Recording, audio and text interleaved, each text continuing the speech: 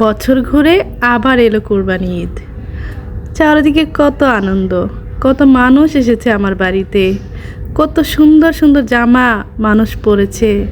আমি শুধু দেখি আর ভাবি আমার জীবনের খুশির ঈদগুলো কোথায়।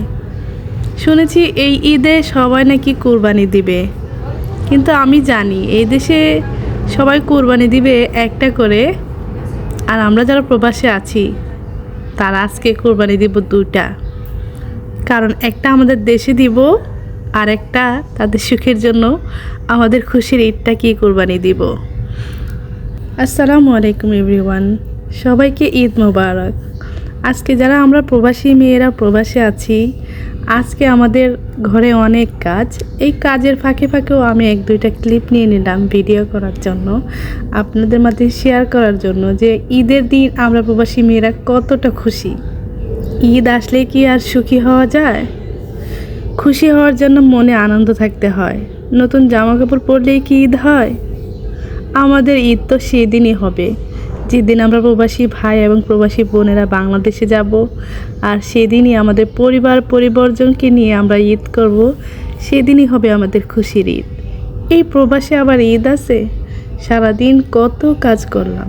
দেখেন আমার এই আপুর মিষ্টি হাসিটা যেন সব দুঃখ ভুলিয়ে দেয়।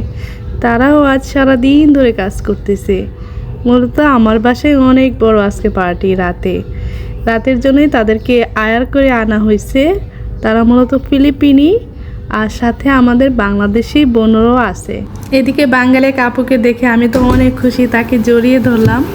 উনি আমার ম্যাডামের বাসায় কাজ করে, আমার পরিচিত আপুই। আর এদিকে দেখেন তারা তো তাদের বাড়ির দেশের মানুষকে পেয়ে তারাও অনেক খুশি, যে যার মতো পরিচয় হতেছিল, যে যাকে জড়িয়ে ধরতেছিল খুশিতে। আসলে আমরা অনেক দিন পরে কাউকে খুঁজে পেলে তাকে দেখলে আসলে অনেকটাই ভালো লাগে। আর এই যে আপুরা দেখতেছেন সুন্দর সুন্দর জামা কাপড় পরে অনেক সুন্দর ডেকোরেশন করে ম্যাডামদের কাছে খাবার নিয়ে দিয়েছিল। আসলে তারা যদি না থাকতো ওই দিন হয়তো আমাদের কষ্টটা আরও বেড়ে যেত।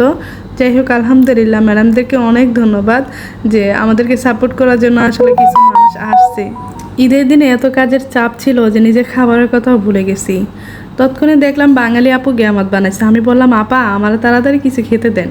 তো তখন আপু গ্যামাত বানাইছে, আমারে দিছে। আমি সবাইকে একটা একটা করে দিতেছিলাম যে আপনারা সবাই খান।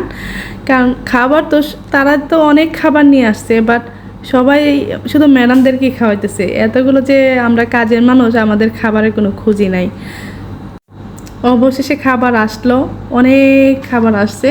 তো আমি সব বাচ্চাদেরকে, যেখানে দেখতেছেন এখানে সব বাচ্চাদেরকে এক জায়গায় খাবার দিছি, আর ম্যাডামদেরকে খাবার দেওয়া হয়েছে ওই যে মাজলিস ওই রুমের ভিতরে।